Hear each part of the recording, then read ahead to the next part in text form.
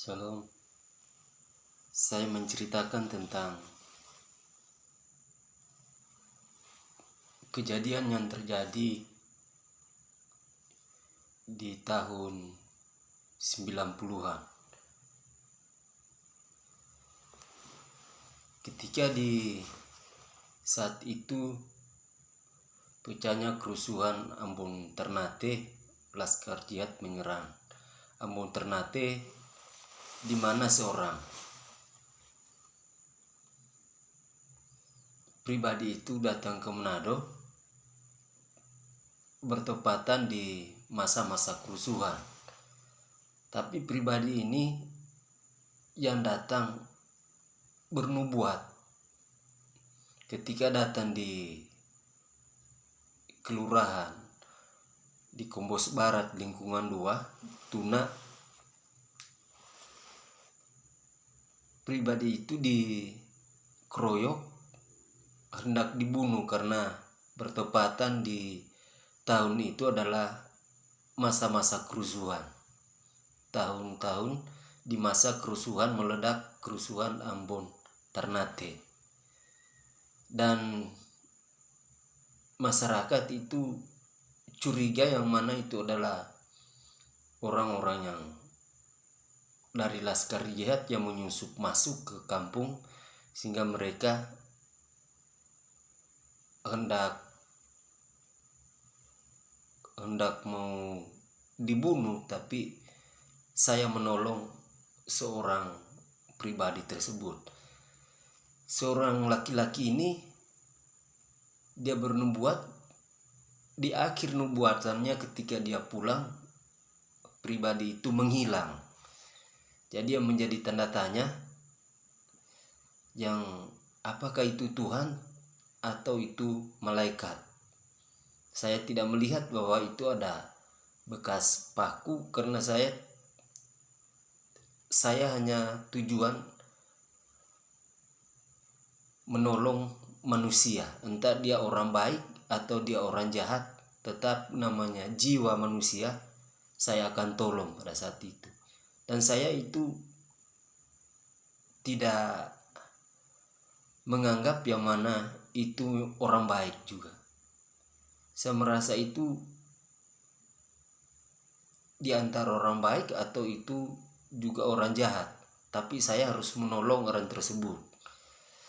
Tapi ketika dia hendak dibunuh, saya tolong, saya teriak, saya katakan hentikan, jangan bunuh dia.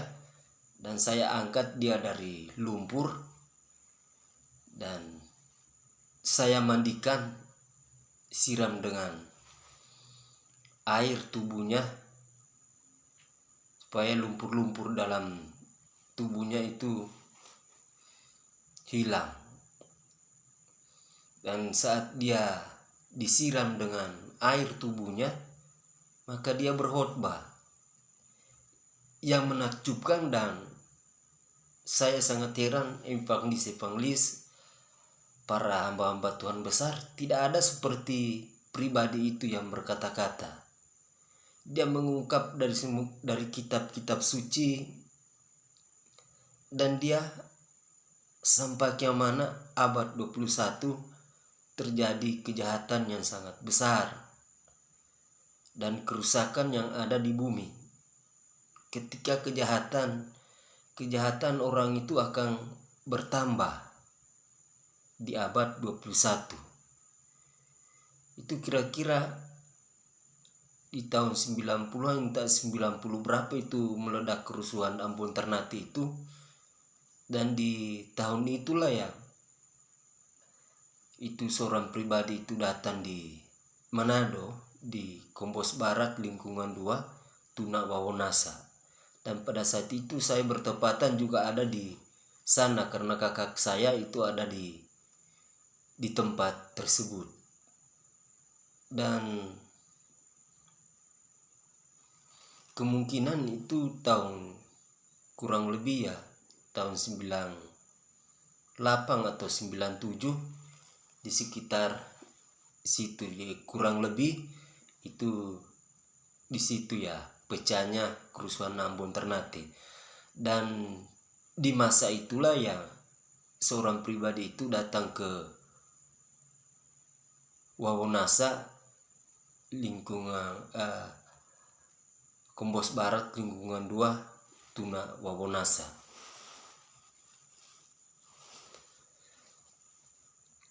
Dan dia berkata-kata sangat luar biasa dan didengar oleh ibu yang juga menyaksikan dan mendengar apa yang dia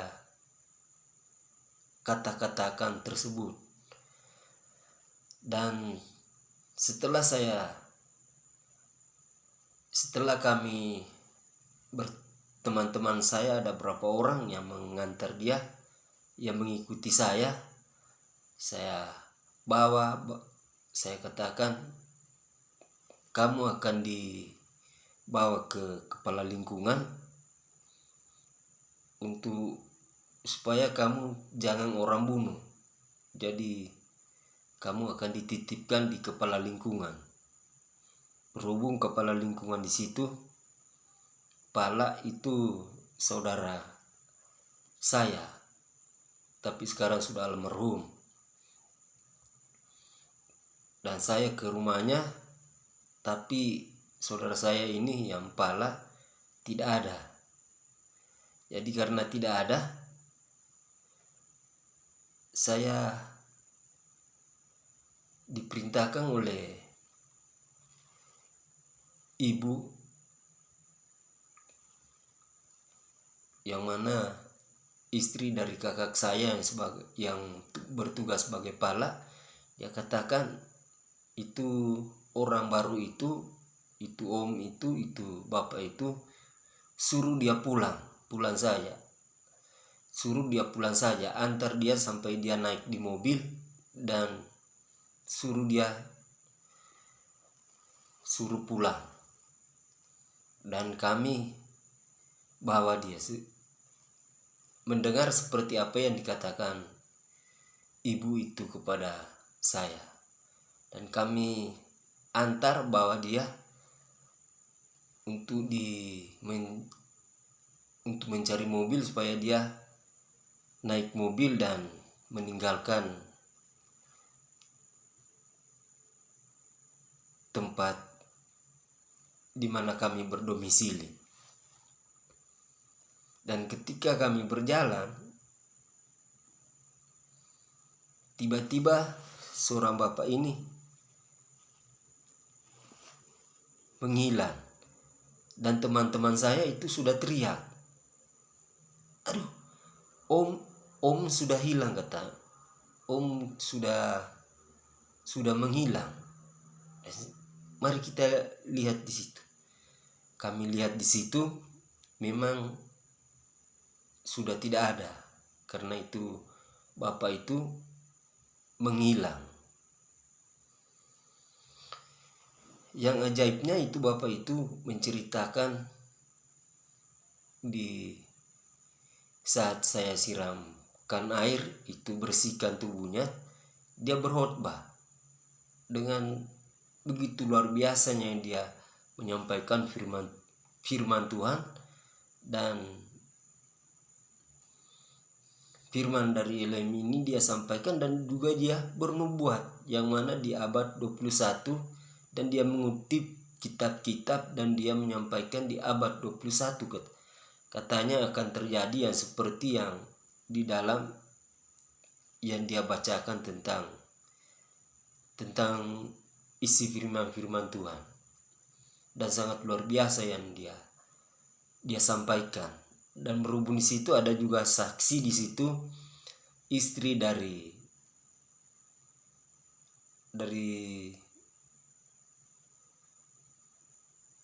Mas, siapa ini, ada sudah lupa namanya.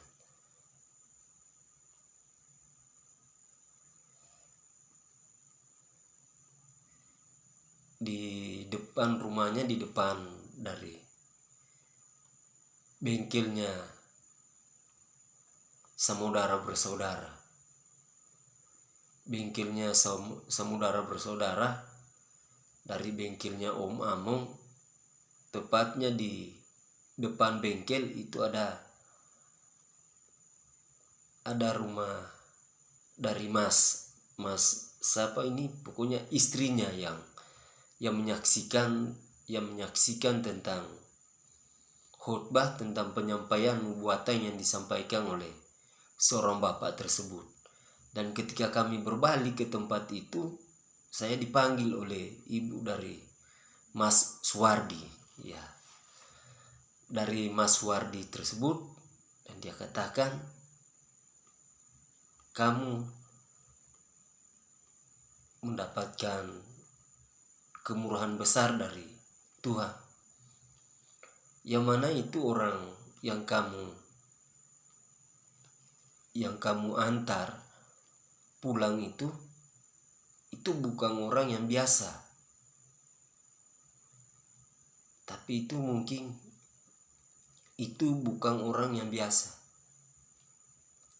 kemungkinan itu malaikat atau apa, pokoknya itu bukan orang biasa menurut ibu tersebut, karena khotbahnya menurut dia itu ajaib. Apa yang dia katakan, khotbahnya itu tentang firman-firman dan tentang mengenai akhir zaman, dan dia katakan mengenai tentang nubuatan akhir zaman, dan akan terjadi. Dan berhubung pada saat itu masa-masa masih remaja, ya memang saya tidak simpan itu, tapi saya mengingat itu apa yang dia katakan, yang dia katakan abad 21 akan terjadi kejahatan yang sangat besar di bumi, jadi kerusakan yang sangat besar di bumi, kejahatan yang akan makin bertambah, kejahatan akan merajalela, dan kejahatan itu makin bertambah. Dan di abad 21 itu akan terjadi kehancuran yang sangat besar di atas bumi. Jadi disampaikan oleh bapak tersebut. Dan bukan hanya berapa kata ini, tapi lama, berapa puluh menit dia menyampaikan tentang firman.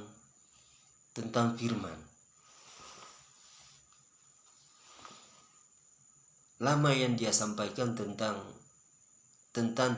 akhir zaman, dan itu sangat menakjubkan.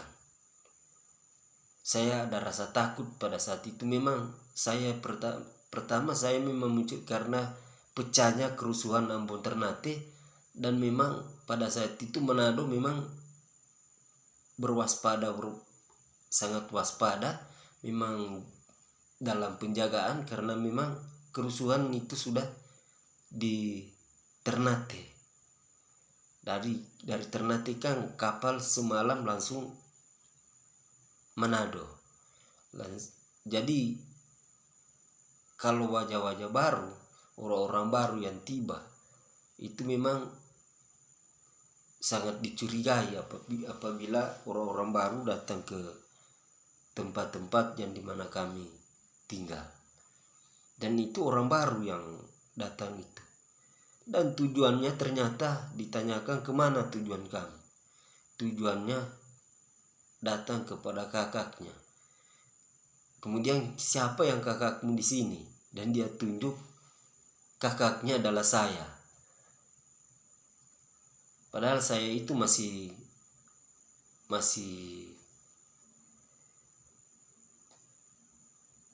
belum terlalu tua, dan itu lebih tua dari bapak itu yang lebih tua dari saya. Saya merasa heran di situ, tetapi kemudian saya mendengarkan khotbahnya. Aduh, ini ajaib, ini tentang khotbahnya, ini tentang akhir zaman, akan terjadi di akhir zaman. Dan karena pakaiannya robek, saya kasih pakaian saya. kaos. Tingginya itu bapak itu tingginya kira-kira kurang lebih 2 meter tingginya. Tapi itu kaos saya itu, pakaian saya itu kecil. Tapi herannya tubuhnya yang besar itu, pakaian saya kemeja bisa masuk di dalam di tubuhnya. Sedangkan dia kemeja yang robek, sobek sedikit, dia diberikan kepada saya. Dan itu sangat, kemejanya itu, pakaiannya itu besar sekali. Kalau malam hari ketika itu belum hilang, saya dapat jadikan itu selimut. Itu pakaiannya, itu kemejanya saya buat selimut besar kemejanya. Tapi lama-lama itu kemeja itu kemeja pakaiannya begini itu hilang. Pada suatu saat itu tidak ditemukan, hilang juga. Yang jadi heran itu kemeja saya tukar, saya ganti kemeja saya baru. Karena berhubung pakaiannya kemejanya sudah sobek, tapi celananya tetap dia pakai celananya kemeja, saya gantikan dengan kemeja yang baru. Tetapi saya tidak berpikir yang mana tubuh saya dengan tubuh seorang bapak itu berbeda jauh. Tapi pakaian saya yang kecil bisa masuk di dalam tubuhnya yang besar itu. Kemudian kemejanya yang besar dia kasih tinggal diberikan kepada saya. Dan itu disaksikan oleh masyarakat. Bukan cuma 1-2 orang yang ada di situ. Mereka melihat karena mereka dipukul-pukul oleh mereka yang ada di situ. Jadi banyak orang yang menyaksikan, mendengar, termasuk orang-orang yang lagi terlibat mengeroyok atau memukul-mukul bapak tersebut. Ada yang pakai kayu, ada yang pakai ember, bermacam-macam, ada yang disiram dengan air yang pembersih piring-piring yang kotor. Kemudian itu wadahnya dibuat untuk memukul kepada bapak yang tiba-tiba menghilang tersebut. Dia terjatuh dan dia teriak-teriak, diinjak-injak, dipukul, dibanting-banting, dan banyak orang yang memukul dia. Hanya saya teriak jangan, dan mereka berhenti. Saat mereka berhenti, saya tarik, berhubung di situ dekat sumur, dan saya timba air di sumur dan saya siram ke tubuh seorang bapak tersebut. Saat saya menyiram tubuhnya yang lagi penuh dengan lumpur itu, supaya lumpurnya itu jatuh, supaya dia jadi bersih, tiba-tiba setelah disiram-siram dia jadi bersih, dia berkhotbah. Tapi ditanyakan kalau sebenarnya tujuan kemana, kepada mau datang ke kakaknya, dan dia tunjuk di mana kakaknya, dia tunjuk saya. Saya merasa heran. Dia yang lebih tua dari saya. Tapi dari situ dia berkhotbah, dan khotbahnya ini tentang akhir zaman, dan ini menakutkan. Dan saya lupakan, dia sebut di abad 21. Sedangkan abad 21 ini pada saat itu saya tidak mengetahui kalau abad 21 ini apa, ini abad 21 ini tahun apa, ini abad 21. Jadi saya hanya simpan apa yang saya tidak mengerti pada saat itu, yang dia katakan abad 21. Abad 21 katanya. Abad 21 akan terjadi kejahatan yang sangat besar di bumi, dan kerusakan yang sangat besar di bumi, dan kejahatan orang makin bertambah, dan segala kejahatan itu di abad 21 itu sangat luar biasa. Kejahatan manusia yang di abad 21 itu bertambah, tidak seperti abad-abad sebelumnya. Jadi itu kehancuran yang besar di bumi di abad 21 yang disampaikan oleh seorang bapak tersebut. Karena saya mendengarkan khotbahnya yang begitu lama itu, ketika saya dari antar ke saudara saya sebagai pala, kemudian ibu katakan suruh dia pulang di jalan setapak itu menuju ke jalan besar. Pas di situ saya katakan, "Bapak, kamu mengampuni saya? Saya sudah ada rasa, aduh, ini jangan-jangan ini bukan teroris ini. Ini kalau begini malaikat ini atau apa ini?" Saya sudah ada pertimbangan, tiba-tiba sudah ada pertimbangan dalam hati, dan sudah ada rasa-rasa haru begitu. Aduh, khotbahnya begini tentang zaman-zaman akhir ini. Dan saya tanyakan, "Bapak, kamu mengampuni saya?" Dan saya terus kejar itu kalau dia mengampuni saya. Dia bilang dia mengampuni dan dia akan datang. Dia akan datang kepada saya. Suatu saat dia akan datang kepada saya lagi. Mulai dari itu saya memikirkan kata-kata itu di dalam pertimbangan teman-teman yang terus mengikuti melihat dia berjalan. Tiba-tiba teriak teman-teman saya, coba lihat, kenapa itu bapak menghilang. Kami lari melihat dari itu, di depan sana ada cahaya lampu, dia berjalan masih di remang-remang, masih belum di depan rumah yang terang lampu. Yang pada saat itu kami masih di tempat yang remang-remang, masih belum terang sekali.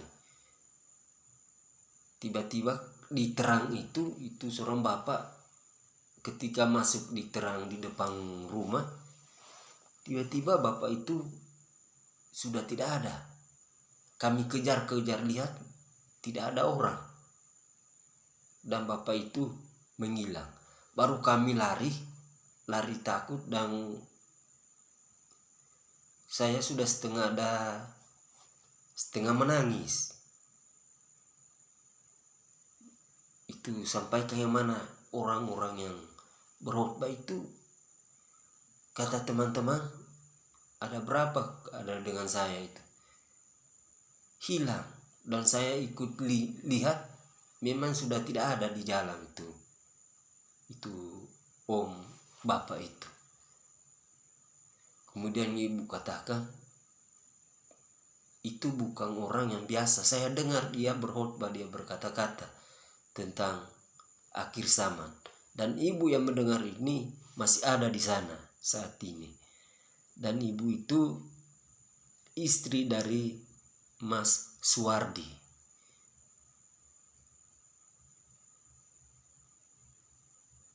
Jadi kalau saya bersaksi itu banyak orang, karena kesaksian saya memang luar biasa, sehingga orang-orang tidak percaya kalau itu tidak ada saksinya. Jadi saya katakan itu istri dari Mas Wardi, dan dia panggil juga. Dan istri dari Mas Wardi ini punya anak gadis, pada saat itu masih remaja ya, seusia dengan saya, perempuan. Dia juga mendengar, tapi dia diam saat ibunya berkata, yang mana itu bukan orang yang biasa. Tapi itu, apakah dia mengatakan juga malaikat saat itu? Pokoknya yang dia katakan itu bukan orang yang biasa. Tapi kalau tidak salah dia katakan itu malaikat mungkin. Tapi saya saat itu di antara dua, mungkin saya ketika dia katakan dilihat sudah menghilang, aduh saya, berarti ini malaikat. Dan kemejanya saya bawa ketika malam hari saya jadikan selimut. Dan saya berselimut dengan kemejanya memang membungkus tubuh saya. Kemejanya sangat besar dan ada sobeknya itu kemeja itu, karena dia memang dikeroyok. Tapi suatu ketika kemejanya juga hilang, pakaiannya itu hilang. Saya cari-cari, sudah tidak ada. Dan saya ingat janjinya dia akan datang. Tapi kalau katakan dia akan datang, kembali dia akan datang, tapi saya tidak lihat tangan, kalau telapak tangannya saat itu. Karena saya masih di dalam dua pertimbangan, di antara ini orang jahat atau ini orang baik. Karena berhubung pada saat itu pecahnya kerusuhan Ambon Ternate.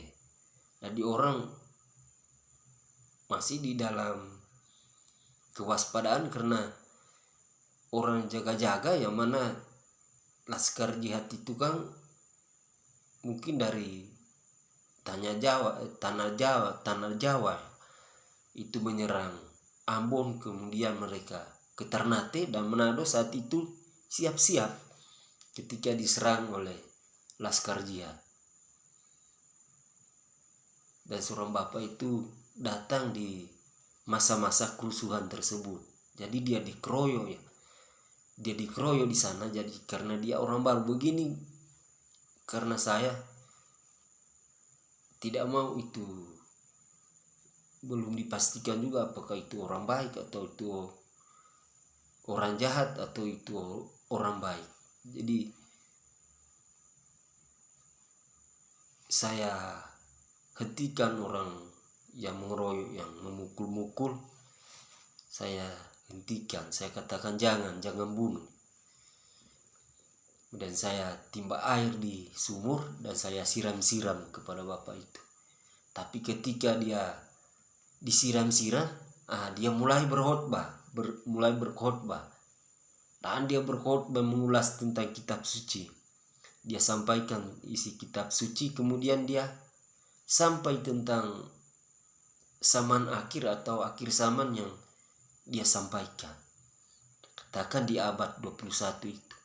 Tapi dia lama sekali itu mengungkap semua itu terjadi, tapi saya hanya simpan karena panjangnya yang dia katakan.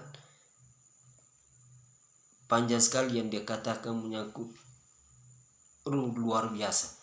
Tapi saya hanya simpan abad 21. Berhubung saya abad 21 itu saya tidak tahu di masa itu. Abad 21. Pokoknya kata-kata yang saya tidak, abad 21 ya. Ini Om katakan abad 21 ya. Saya ingat abad 21 akan terjadi kejahatan yang sangat besar, kerusakan besar yang akan terjadi di bumi. Dan kejahatan orang makin bertambah di abad 21. Saya simpan kata-kata itu. Dan kemudian selanjutnya yang pokoknya, tapi saya tidak mau salah dalam menyampaikan untuk memberitahukan kepada semua orang. Tapi tentang saya menangkap kata, jangan banyak-banyak, jangan sudah lupa, tapi ini saya memang simpang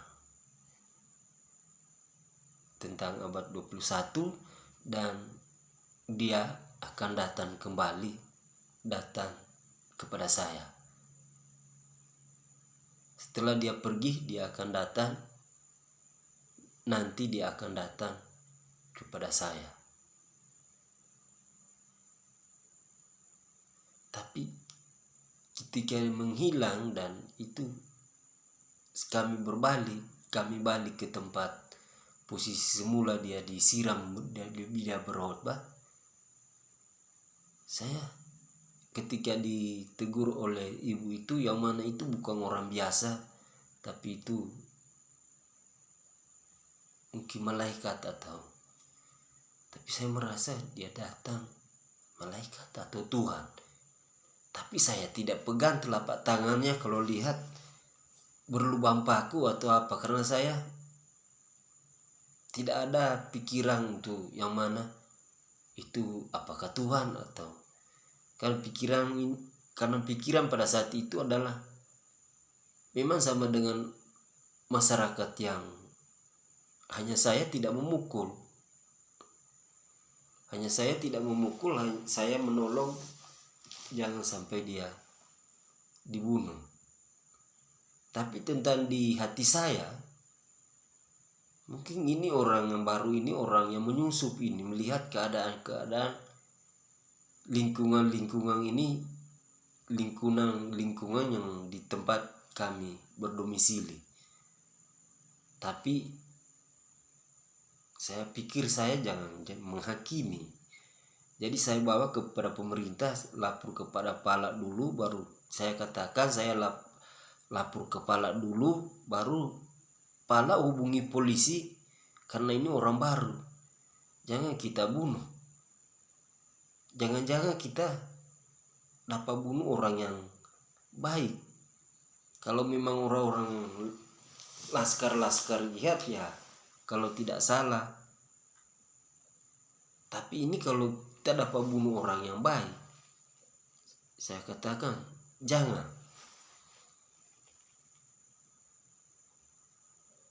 Kemudian saat disiram-siram dengan air, tubuhnya itu lumpur supaya dalam tubuhnya itu jatuh karena disiram dengan air. Saat dia basah jadi bersih, sudah lumpur sudah jatuh, maka dia berkhotbah. Dan dari khotbahnya ini baru kami menimbang, sudah ada rasa, oh ini bukan orang jahat ini, barangkali malaikat, kayak orang yang menyusup ini, atau ini hanya sudah ada pertimbangan di situ. Tapi ketika diingat-ingat, maka saya dari mengantar ke saudara kami yang sebagai Pala dan termasuk orang tuanya juga ibu mereka, dan ibu katakan antar pulang orang baru itu, karena kakakmu tidak ada di sini, jadi antar saja, dia suruh pulang, saya antar pulang.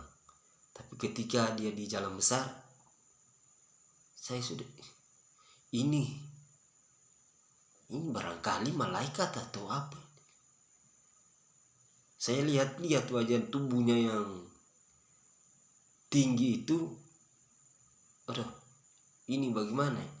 Saya sudah rasa takut. Saya katakan, Bapak, kamu mengampuni saya bersalah, kamu mengampuni saya. Terus saya kejar-kejar kalau dia mengampuni saya, padahal saya tidak pukul,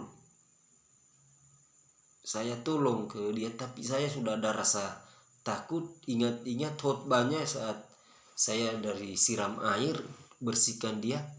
Saya teringat apa yang dia katakan.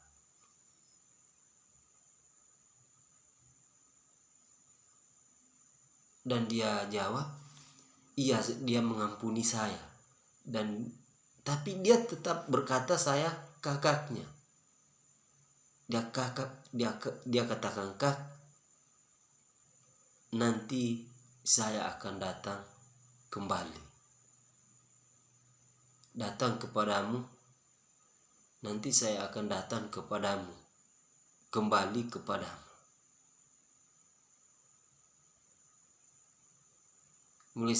Mulai saya mendengarkan kata-kata itu, saya menunduk.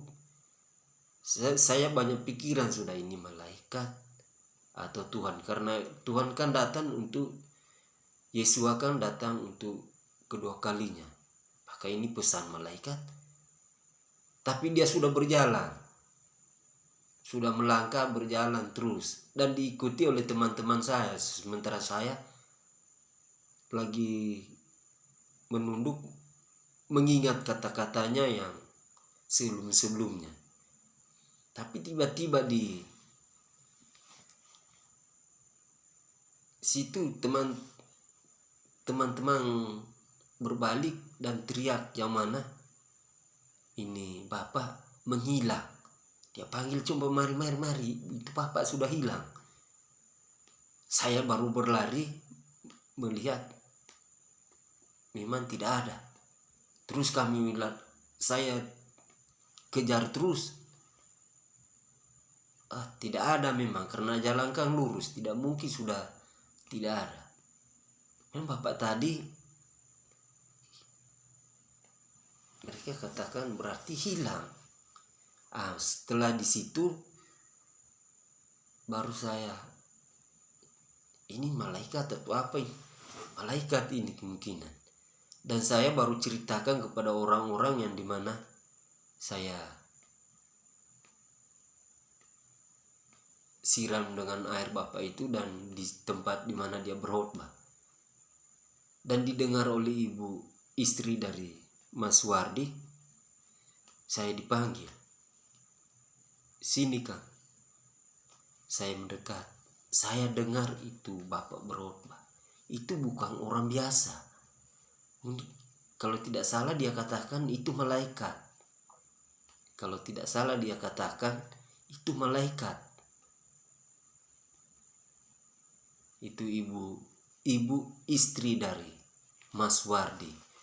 Dan ada anaknya perempuan yang seusia dengan saya, itu bersandar di tembok dan terdiam. Dia hanya menunduk bersandar di tembok rumah dan dia hanya merunduk termenung begitu ketika ibunya bercakap-cakap dengan saya. Mungkin anaknya juga mendengar khotbah-khotbahnya seorang Bapak itu. Dan setelah itu kami bercakap-cakap di situ dan ibu katakan, "Kamu berbahagia." Saya katanya, berbahagia sudah menolong itu pribadi tersebut. Mungkin itu malaikat. Itu bukan orang biasa menurut ibu yang mendengarkan. Menurut saya juga itu bukan manusia biasa. Berhubung juga dia menghilang. Dan mungkin saja malaikat atau bisa itu Tuhan. Jadi tanda tanya apakah itu Tuhan atau itu utusannya. Tapi yang jelas dia menghilang. Dan khotbah-khotbahnya ini yang heran tentang apa yang dia sampaikan. Dan kita buktikan Mungkin katanya sekarang lah yang disebut abad 21. Ya lihat, bencana, kejahatan itu anak membunuh orang tua membunuh anak, dan segala macam kejahatan terjadi. Ternyata abad 21 sekarang yang mereka katakan, pernah saya dengar, sekarang ini.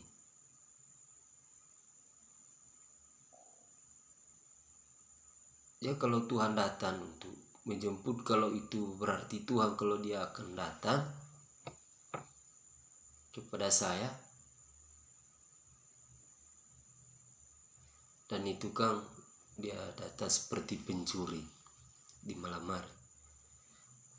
Jadi bersyukur, seperti ibu katakan, saya bersyukur yang mana dapat menolong bapak tersebut, karena khotbahnya itu bukan manusia biasa. Jadi kalau malaikat, seperti ibu katakan, saya beruntung. Apalagi kalau Tuhan, terlebih sama utusannya dengan Elohim, yang mana saya bersyukur.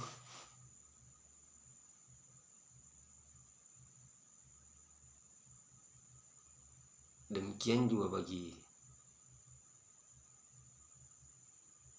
kita, jangan